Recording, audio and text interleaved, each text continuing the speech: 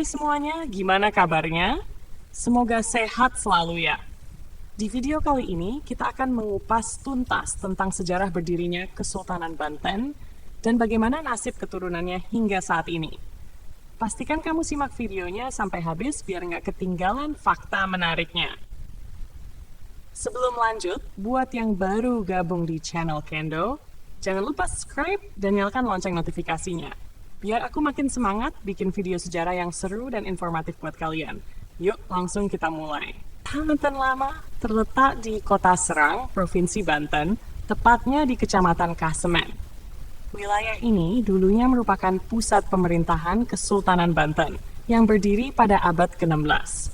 Sekarang, Banten Lama menjadi situs bersejarah yang masih menyimpan banyak peninggalan penting, seperti Masjid Agung Banten, dibangun oleh Sultan Maulana Hasanuddin, Keraton Surosowan, bekas Istana Kesultanan Banten. Benteng Spilwijk, benteng peninggalan Belanda. Makam Sultan Maulana Hasanuddin dan keluarganya, Banten. Lama menjadi destinasi wisata sejarah dan religi yang sering dikunjungi, terutama oleh peziarah dan pecinta sejarah. Sejarah Banten Lama, pusat kejayaan Kesultanan Banten. Pendahulu Lama adalah kawasan bersejarah yang terletak di kota Serang, Banten. Dahulu, wilayah ini merupakan ibu kota Kesultanan Banten, salah satu kerajaan Islam besar di Nusantara pada abad ke-16 hingga ke-19. Kesultanan Banten memiliki peran penting dalam perdagangan, penyebaran Islam, dan politik di Indonesia. 1. Awal mula dan masa kejayaan. A. Asal-usul Banten dan peran Kerajaan Sunda. Sebelum menjadi pusat Kesultanan Banten, wilayah ini adalah bagian dari Kerajaan Sunda, dengan pelabuhan utamanya di Banten Girang. Kerajaan Sunda memiliki hubungan erat dengan Portugis yang datang ke Nusantara pada awal abad ke-19. Namun, hal ini kemudian berubah dengan masuknya pasukan Kesultanan Demak dan Cirebon. B. Fathahilah dan penaklukan Banten. Pada tahun 1216, Sultan Trenggana dari Kesultanan Demak mengirim Fathahilah untuk merebut pelabuhan Banten dari Kerajaan Sunda yang saat itu bersekutu dengan Portugis. Setelah kemenangan ini, Banten menjadi wilayah Islam dan pusat kekuasaan baru didirikan, yang kelak berkembang menjadi Kesultanan Banten. C. Kesultanan Banten di bawah Sultan Maulana Hasanuddin, 1952. Pada tahun 1252, Maulana Hasanuddin, putra Fathahilah, menjadi Sultan Banten pertama. Ia memperluas wilayah Banten dengan menaklukkan Lampung, yang kaya akan lada, sehingga memperkuat perdagangan Banten. D. Sultan Ageng Tirtayasa dan Kejayaan Banten, 1901-1983.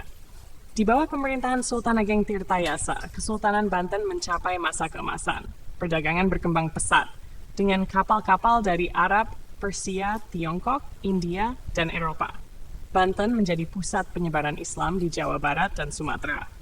Membangun infrastruktur, termasuk sistem irigasi dan kanal. 2. Konflik internal dan campur tangan OSI. A. Perpecahan antara Sultan Ageng dan Sultan Haji.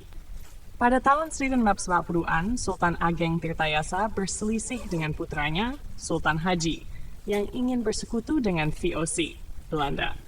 Konflik ini melemahkan Banten. Sultan Haji meminta bantuan VOC untuk menggulingkan ayahnya. Pada 1983, VOC berhasil menangkap Sultan Ageng Tirtayasa. Sejak saat itu, Kesultanan Banten semakin lemah dan berada di bawah pengaruh VOC. B.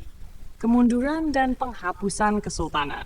Setelah konflik dengan VOC, Kesultanan Banten semakin melemah. Pada tahun 1988, Gubernur Jenderal Hindia Belanda, Herman Willem Daendels, membubarkan Kesultanan Banten secara resmi dan memindahkan pusat administrasi ke Serang. 3. Peninggalan sejarah di Banten Lama. Hingga kini, banyak peninggalan sejarah dari masa kejayaan Kesultanan Banten yang masih dapat ditemukan di Banten Lama. Antara lain, Masjid Agung Banten. Dibangun pada abad ke-16 oleh Sultan Maulana Hasanuddin, masjid ini memiliki arsitektur unik dengan menara bergaya mercusuar yang khas. B. Keraton Surosowan. bekas istana Kesultanan Banten yang dibangun oleh Sultan Maulana Hasanuddin. Sekarang yang tersisa hanya puing-puingnya. C. Benteng Spilwijk, dibangun oleh VOC pada abad ke-11 sebagai benteng pertahanan Belanda. Istana Kaibon merupakan istana tempat tinggal Ratu Aisyah, ibu dari Sultan Syafiuddin. Kini hanya reruntuhannya yang tersisa. Anak Sultan Maulana Hasanuddin yang melanjutkan kepemimpinan Kesultanan Banten adalah Sultan Maulana Yusuf. Ia menjadi Sultan Banten kedua setelah ayahnya wafat pada tahun 1970. Berikut adalah kelanjutan kisah keturunan Sultan Hasanuddin dan nasib mereka. 1. Sultan Maulana Yusuf di Leburu. Setelah Sultan Hasanuddin wafat, putranya Maula Yusuf naik tahta. Pada masa pemerintahannya, Banten semakin memperluas wilayahnya dengan menaklukkan Pakuan Pajajaran, ibu kota kerajaan Sunda, pada 1579. Setelah menaklukkan Pakuan Pajajaran, banyak bangsawan Sunda yang melarikan diri ke daerah pedalaman atau berpindah ke Cirebon. Maulana Yusuf wafat pada tahun 1980 dan dimakamkan di Kompleks Pemakaman Kesultanan Banten. 2. Sultan Maulana Muhammad, 1910-1965.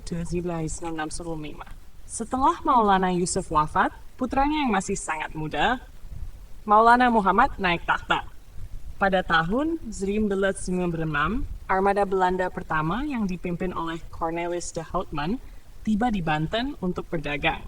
Pada tahun 1915, Sultan Maulana Muhammad melakukan ekspedisi ke Palembang untuk menaklukkan daerah tersebut, tetapi ia gugur dalam pertempuran. Ketiga keturunan selanjutnya dan dinamika kesultanan. Setelah wafatnya Sultan Maulana Muhammad, kesultanan mengalami banyak perubahan. Putranya, Sultan Abdul Mufakir Mahmud Abdul Qadir, 1905-1951, naik tahta saat masih kecil, sehingga pemerintahan dijalankan oleh para wali selama beberapa tahun. Kesultanan terus berkembang hingga mencapai puncaknya di bawah pemerintahan. Putra lain dari Sultan Maulana Hasanuddin yang dikenal sebagai Pangeran Sunyararas. Makamnya terletak di dekat bekas kediamannya di Tanara, Banten. Melalui garis keturunannya, nasab Ahlul Bait di Banten terus berlanjut. Pangeran Jagalautan, salah satu putra Sultan Maulana Hasanuddin dari istri lain, bukan Nyai Ratu Ayu Kirana. Pangeran Jagalautan dikenal sebagai ulama besar yang menyebarkan Islam di pesisir utara Banten. Makamnya terletak di Pulau Cangkir, Desa Kronjo, Kabupaten Tangerang. Keturunan lainnya. Selain ketiga putra tersebut, Sultan Maulana Hasanuddin juga memiliki beberapa anak lain, antara lain Ratu Pembayun Fatimah, Pangeran Arya Japara. Informasi mengenai peran dan nasib individu dari keturunan lainnya tidak banyak terdokumentasi dalam sumber-sumber yang tersedia. Keturunan masa kini, hingga saat ini keturunan Sultan Maulana Hasanuddin masih ada.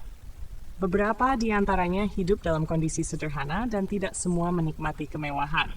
Misalnya, generasi ke-13 dari Sultan Maulana Hasanuddin, seperti Royani, Imron, dan Wasehe, menjalani kehidupan yang jauh demewahan.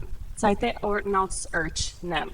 Secara keseluruhan, keturunan Sultan Maulana Hasanuddin tersebar di berbagai wilayah dan menjalani berbagai peran dalam masyarakat, meskipun tidak semua terdokumentasi dengan baik dalam sejarah. Pada akhirnya, kita sudah sampai di penghujung video singkat ini. Jika ada kekurangan dalam penyampaian, jangan ragu untuk menyampaikan pendapat kalian di kolom komentar di bawah. Terima kasih sudah menonton, semoga bermanfaat. Salam sejahtera untuk kalian semua dimanapun berada. Sampai jumpa di video selanjutnya. Salam hangat!